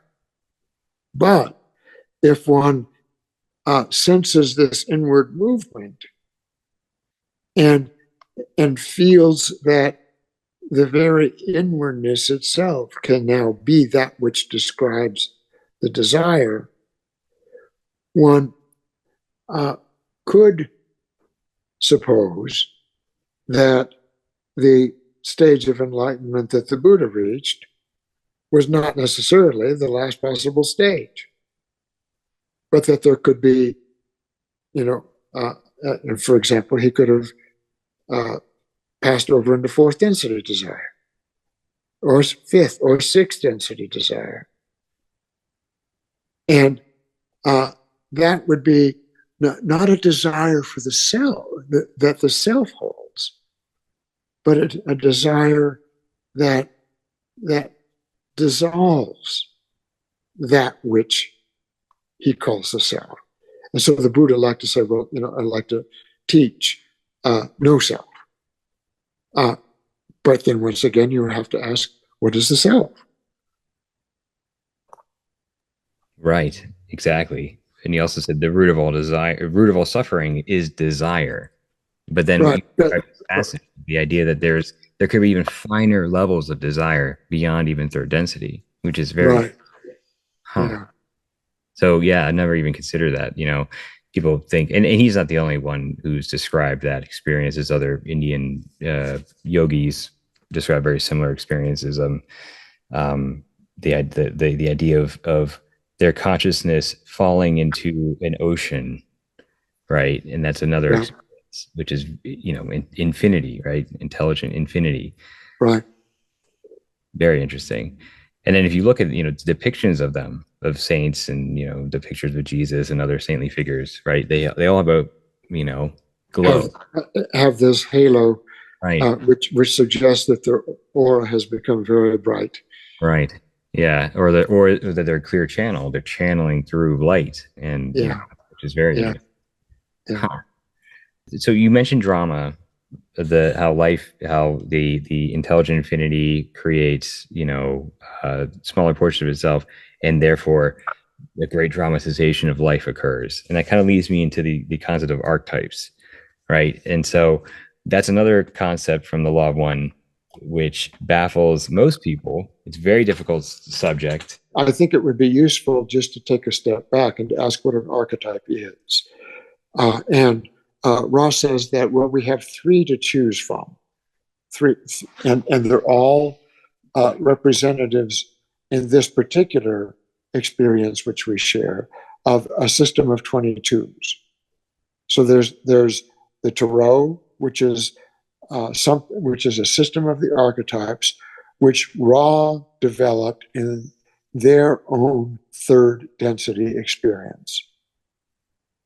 And then there is the Kabbalah, which has 22 path workings in it, which seems to have been revealed through Yahweh, perhaps.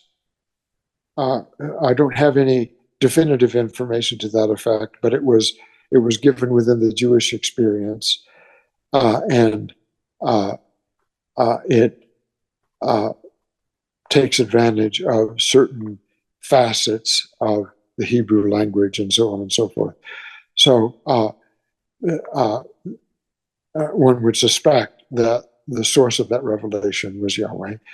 And then the third one is that one which first came into being in what Ra calls Chaldea, which is Mesopotamia, the Middle East, and that would be the astrology. So the astrological signs, and Ra describes those as the 10 planets and the 12 signs, and it equals 22. So there are these three patterns of 22, and what is so absolutely mind-boggling is that you can't really derive one from another. They're like, okay, 22 is the number, but they're broken down into different ways. Now, Ra says that some of the systems are ordered to functions. Now, what I can't prove that this was the meaning of that statement. And Ross says that's perfectly acceptable. But I think that the function of invoking power was likely associated with the Kabbalah. I think the function of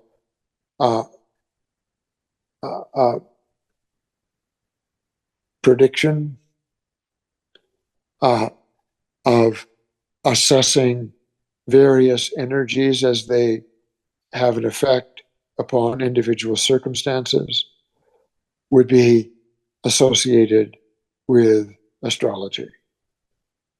The Tarot, I think, was not ordered to a function.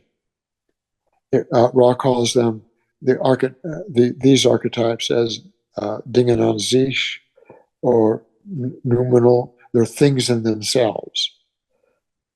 So that would suggest that the significance of various archetypes in the Tarot were not associated with a particular function, but were associated with ways of beingness.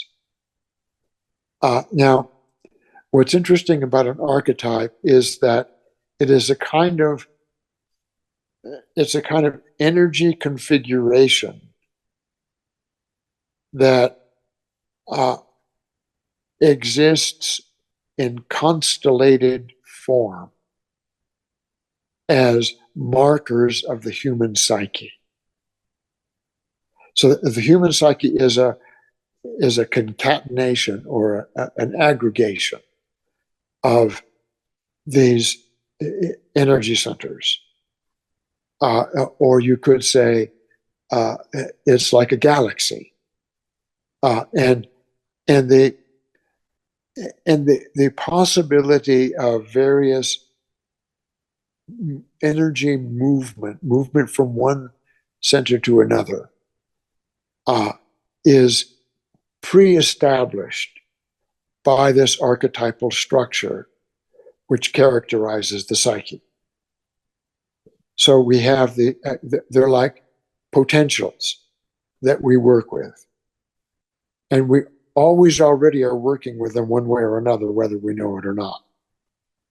And it becomes then a function of the adept to achieve a level of analytical capacity with regard to its own principles of operation, such that it becomes aware of these nodes, or these centers of energy concentration and energy exchange. So that's the best gloss that I could put on what it means to have an archetype in the first place. Now, maybe I'll speak just very briefly to the first three archetypes of the mind, just to give a sense of how that might be conceived. The first three would be the matrix, the potentiator, and the significator. Now, the significator is usually listed as 5 because they introduce catalyst and experience before the significator. But in the order of development, Ross says that the first 3 developed were actually matrix, potentiator, and significator.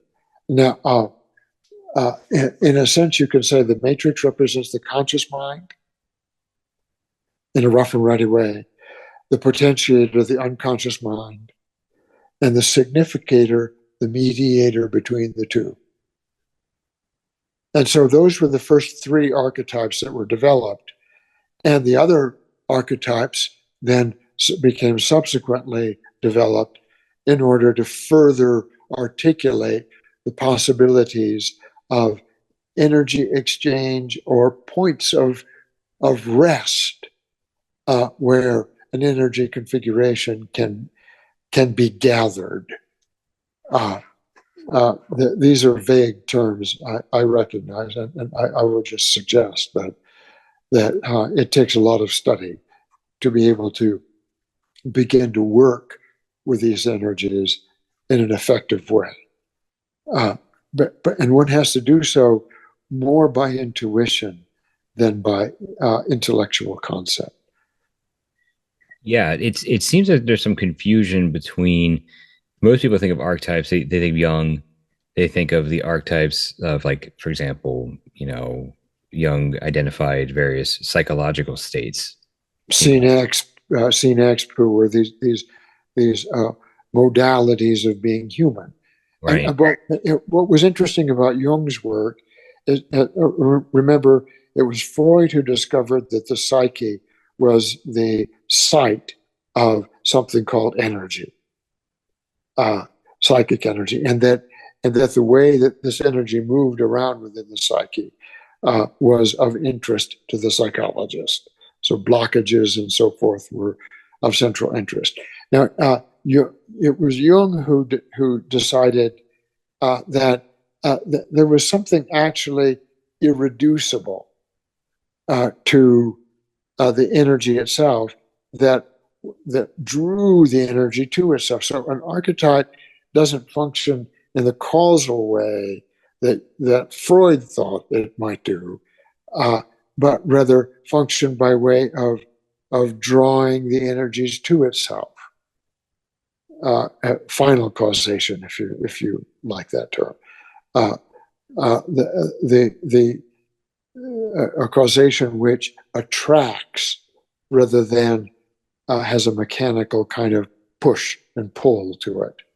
And so Jung was astute enough to notice that the psyche had that dimension to it, had an archetypal kind of dimension to it. But from the standpoint of Jung, it was, you could describe how this would work in a social way up to a certain point, but Jung did not have the benefit of revelation.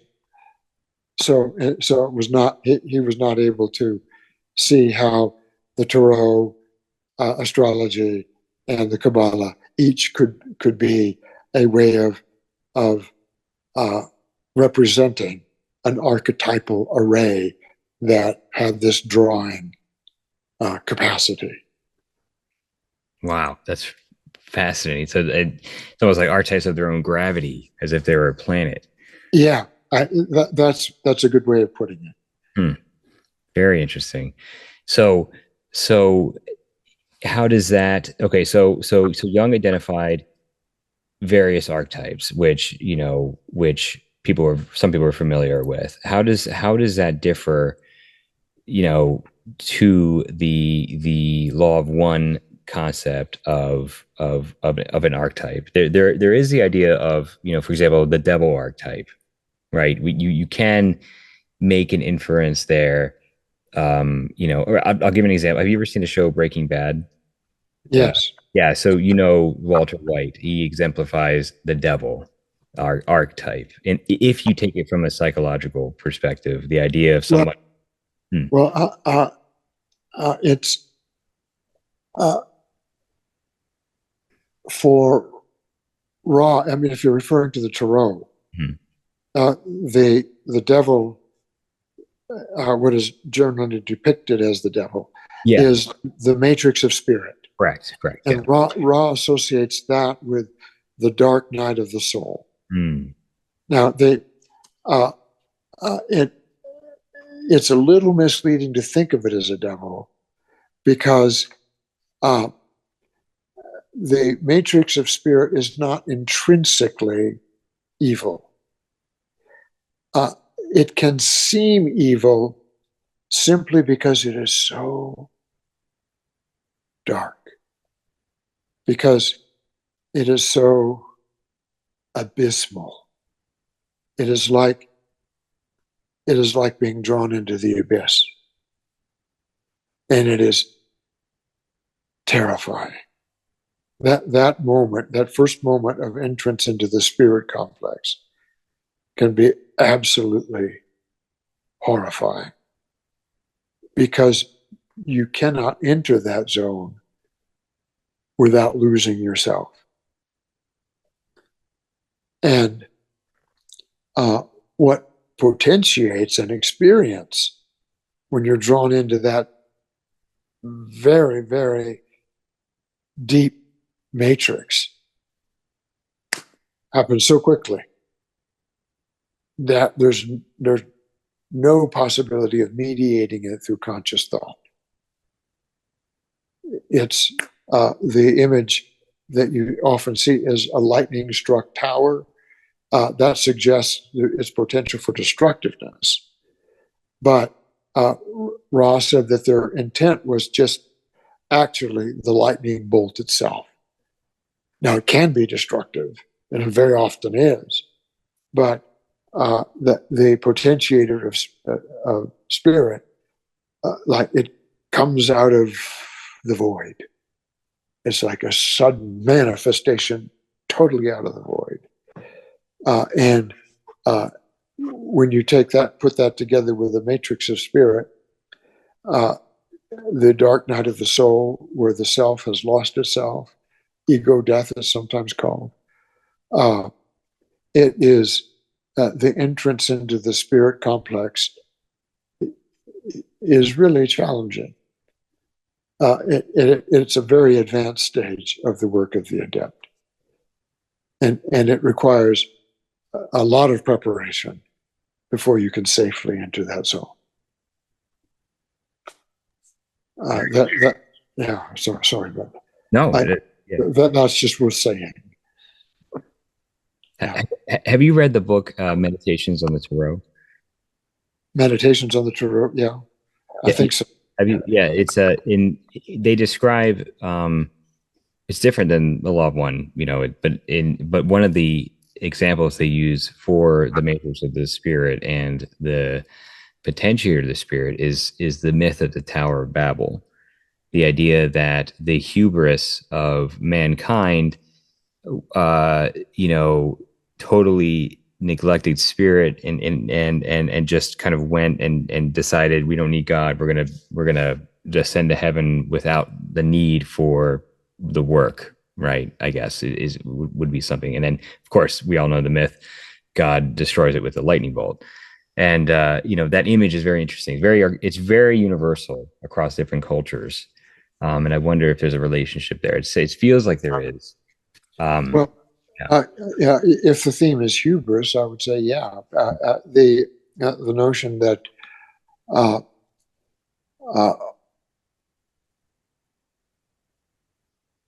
one has reached a point where one can invoke the energies of spirit. And these are very powerful. And at that point, it's very, very tempting to use those energies in ways that it pleases one to use them, in ways that have the effect of aggrandizing the self. Whereas it is precisely the loss of self which characterizes the positive ingress into spirit, while it is the exaltation of self which characterizes the negative ingress into spirit. Both are possible. Both are possible. The energies of spirit may be used by both. And so to say of the negative adept that he or she is not spiritual is not right. They are in fact using the energies of spirit, but in a destructive way, in a way that's destructive to the interests of others in any case, even though they may exalt the self. So, if you want to invoke another cultural icon, you could refer to Sauron. Sauron is a spiritual being. or Lucifer, if you prefer the more Western motif. Yeah, yeah, that's fascinating, and I love that analysis because a lot of people think negative, to be on the negative path means to go against spirit, and it's actually you're working with spirit just in another capacity, That's right. Another polarity. That's right. right, another polarity, and that's the concept of that, which is a Yeah. whole another topic. Whole another topic. Yeah, fascinating, and it's There's sorry to be shy of information with regard to the archetypes. It's just such a deep and complicated no, subject. this is a fascinating, and I would love if you're open to it. Maybe we could do a part two where we just focus on that, if you wanted. Sure, If sure, could do that. yeah, We have a channeling intensive dedicated to that subject, so right, maybe I'll know more about that point, yeah, yeah. or maybe not. I don't know. Well, what, just real quick. So the concept mind, body, and spirit, right? Maybe we can break that down a little bit.